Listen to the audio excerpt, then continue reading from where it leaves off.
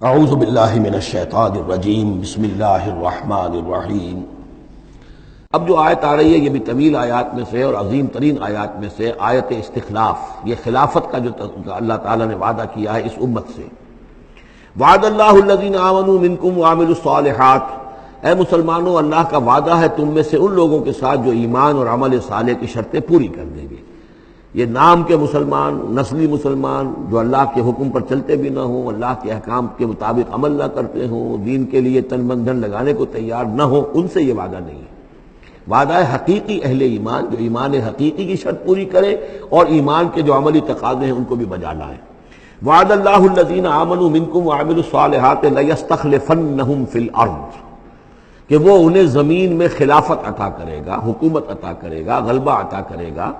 کما استخلف الذین من قبلہم، جیسے کہ اس نے خلافت عطا کی تھی ان کو جو ان سے پہلے تھے، حضرت داؤد کو، حضرت طالوت کو، حضرت سلیمان کو جو خلافت دی گئی، بعد میں بھی مکابی حکومت قائم ہوئی ہے، اس میں بھی خلافت قائم ہوئی۔ تو یہ خلافت جیسے پہلے ہم نے دی تھی سابقہ امت مسلمہ کو، ایسے ہی اے امت محمد صلی اللہ علیہ وسلم تمہیں بھی خلافت دی جائے گی، بشرطے کہ ایمان اور عمل صالح کی یہ دو شرطیں تم پوری کرو۔ اب یہ خلافت جو ہے اس کو تین انداز میں یہاں بیان کیا گیا ہے۔ لَيَسْتَخْلِفَنَّهُمْ فِي الْأَرْضِ، انہیں لازماً خلافت دے گا زمین میں، حکومت دے گا، كَمَا اسْتَخْلَفَ الَّذِينَ مِن قَبْلِهِمْ، جیسے کہ خلافت دی تھی اور حکومت دی تھی ان کو کہ جو ان سے پہلے تھے۔ وَلَا يُمَكِّنَنَّ لَهُمْ دِينَهُمُ الَّذِي ارْتَضَىٰ لَهُمْ، اور ان کے اس دین کو زمین میں غلبہ عطا کرے گا، قوت عطا کرے گا، تمکن عطا کرے گا جو اللہ نے ان کے لیے پسند کر لیا ہے۔ ظاہر بات ہے مسلمانوں کی خلافت ہے تو اس کے معنی کیا ہے؟ اللہ کے دین کا غلبہ ہے، وہ تو بات تو ایک ہی ہے، اللہ کا دین غالب، اس کے کیا معنی ہے؟ مسلمانوں کی خلافت۔ تو چیز ایک ہی ہے لیکن یہاں تین الفاظ لا کر اس کی اہمیت کو نمایاں کیا جا رہا ہے تین اعتبارات سے۔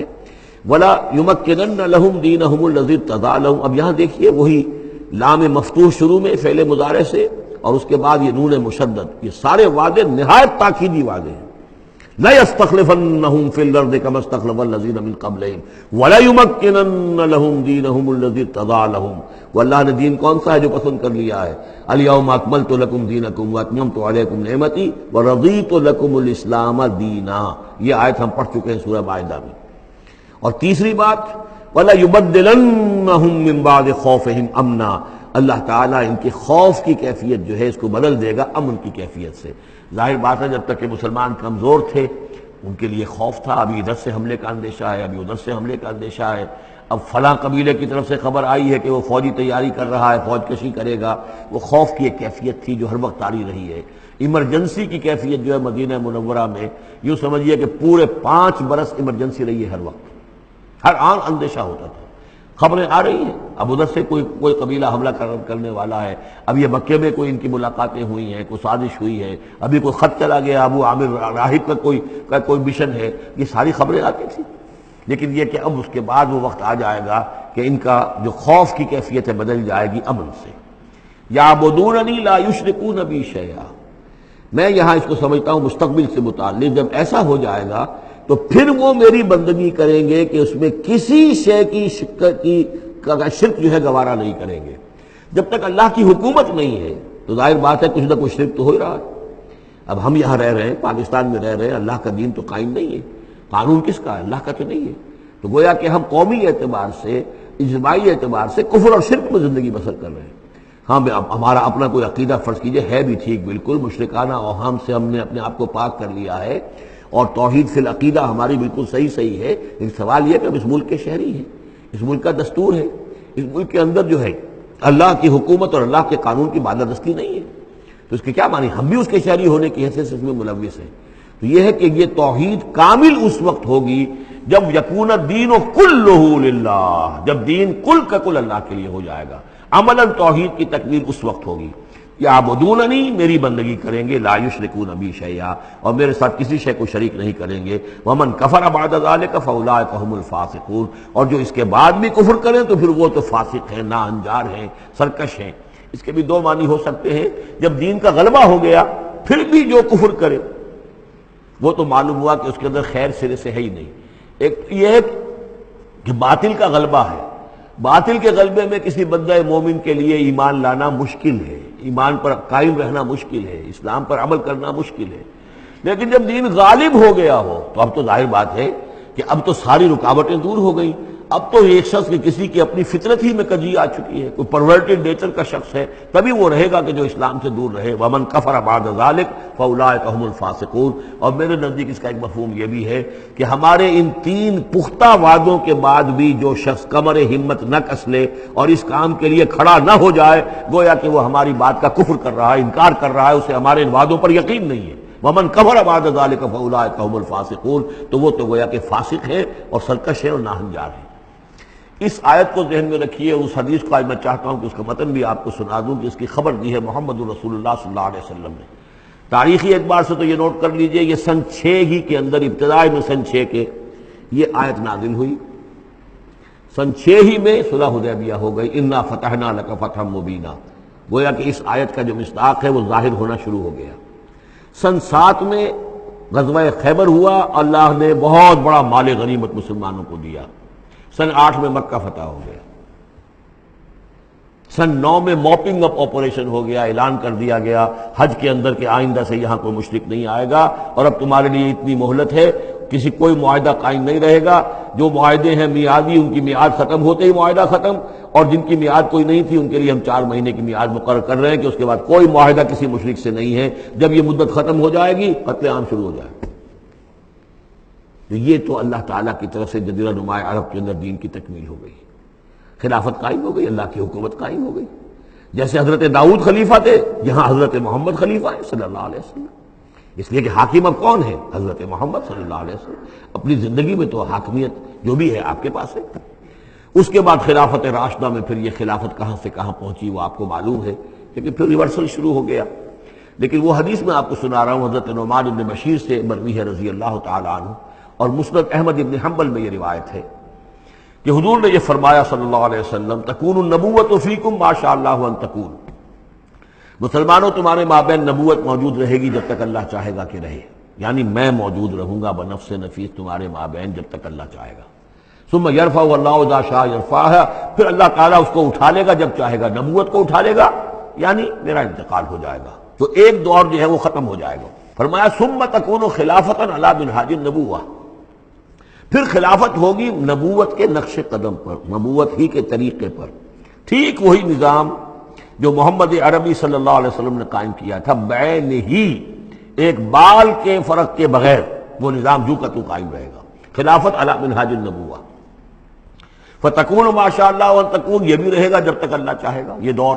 ثم یرفع اللہ اذا شاء یرفع, پھر اس دور کو بھی اللہ اٹھا لے گا جب اللہ چاہے گا.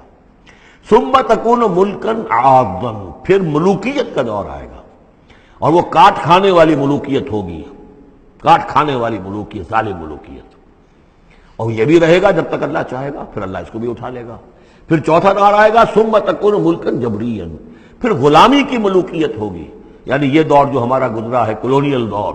پہلے یہ کہ ملوک تھے, بادشاہ تھے, چاہے وہ بنو عباس میں تھے یا بنو امیہ میں سے تھے, یا یہ کہ ترک تھے. مسلمان تو تھے, کلمہ گو تو تھے, ان میں کوئی کوئی نہ اچھا بھی ہوتا تھا, بہت اچھے لوگ بھی تھے, برے لوگ بھی تھے, لیکن مسلمان تو تھے, کلمہ گو تو تھے. لیکن چوتھا دور آیا کہ کہیں ہم انگریزوں کے غلام ہو گئے, کہیں ہم ولندیزیوں کے غلام ہو گئے, کہیں ہم فرانسیسیوں کے غلام ہو گئے, کولونیل پاورز.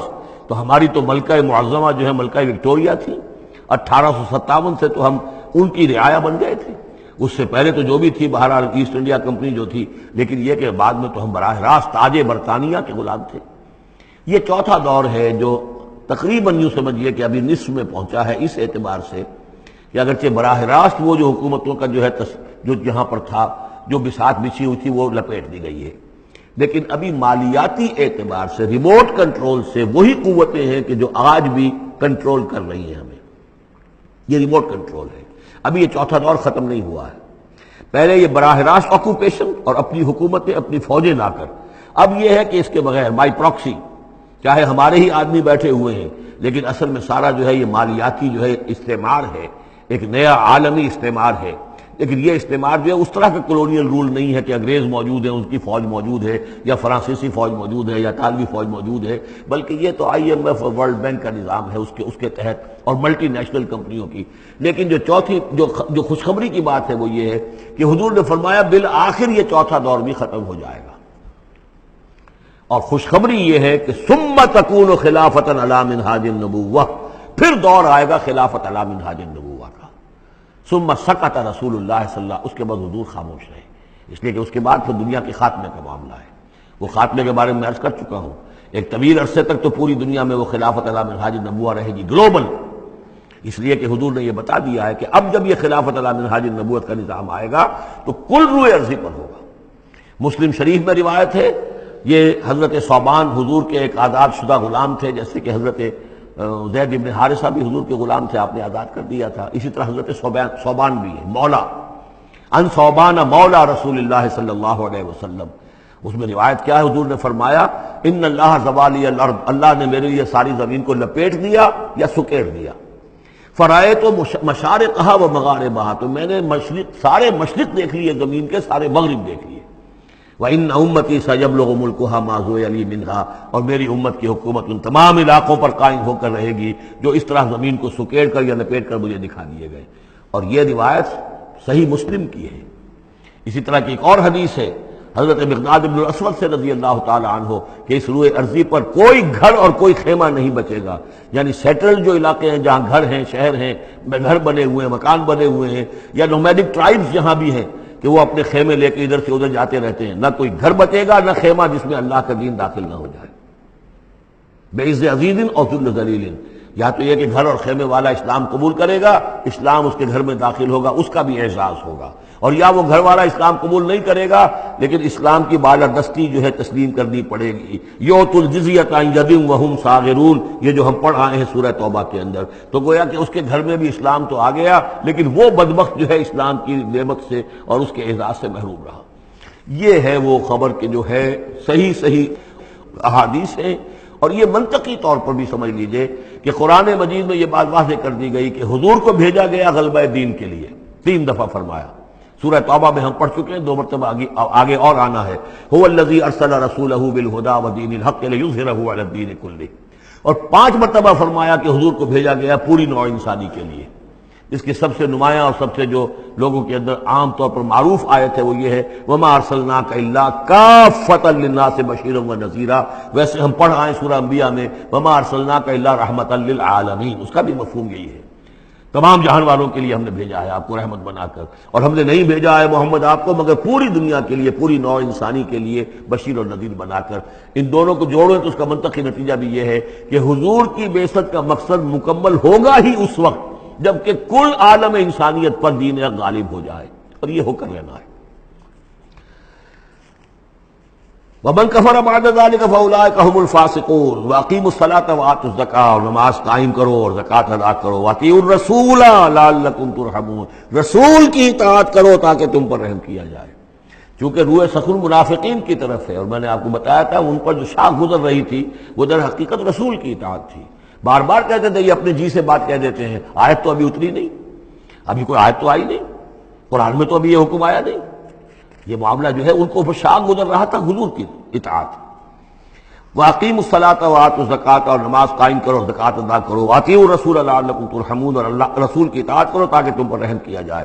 لَا تَحْسَبَنَّ الَّذِينَ كَفَرُوا مُعْجِزِينَ فِي الْأَرْضِ، یہ کافر یہ نہ سمجھیں کہ وہ اللہ کو تھکا دیں گے یا ہرا دیں گے اس زمین میں، وَمَأْوَاهُمُ النَّارُ، ان کا ٹھکانہ آگ ہے، وَلَبِئْسَ الْمَصِيرُ، اور بہت برا ٹھکانہ ہے۔ صدق اللہ العظیم۔